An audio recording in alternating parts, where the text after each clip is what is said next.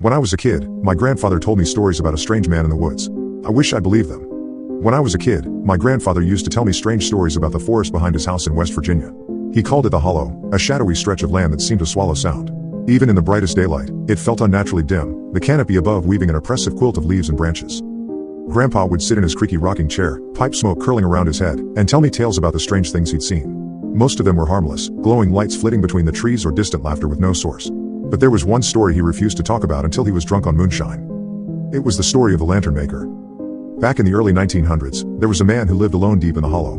People rarely saw him, but when they did, he was always carrying an old iron lantern. He'd walk the forest at night, the flickering light barely illuminating his gaunt face and wild eyes. Some said he was a hermit, others whispered he was a sorcerer. But everyone agreed he was dangerous. Local legends claimed he could weave strange things into existence with his lantern. It wasn't just light it cast, it was shadows, thick and alive. People swore they'd seen impossible shapes moving in the forest, things that were too large, too fast, and too quiet to be animals. One night, a group of drunken townsfolk decided to put an end to the lantern maker's witchcraft. They armed themselves with pitchforks, shotguns, and torches and marched into the hollow. Grandpa said they never came back, not as men, anyway. A week later, strange figures started appearing near the edges of the forest. They looked like men, but they weren't. Their limbs were too long, their eyes too wide, and their skin was a sickly, pale gray. The townsfolk called them the lantern maker's creations, twisted things born from shadows and fire. One by one, the town began to empty. People packed up and left, terrified of what might crawl out of the woods next. Eventually, only Grandpa's family stayed, too stubborn to leave the home they'd built with their own hands. But one night, Grandpa saw him. He was just a boy, lying awake in bed when he heard the faint sound of wings. Not the flutter of birds or bats, but a deep, leathery whoosh that made his chest vibrate. Curious, he crept to the window and peered out. At first, he thought it was a tree, tall and black against the moonlight. But then it moved.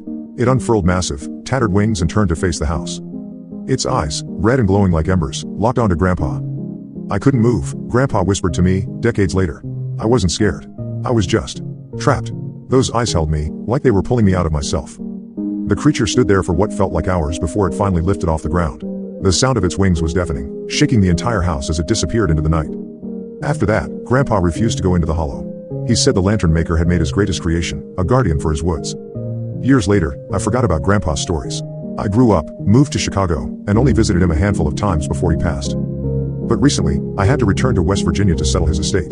The old house was in worse shape than I remembered, creaking with every step, the walls peeling like dead skin. The hollow hadn't changed, though. It was still there, dark and quiet as ever.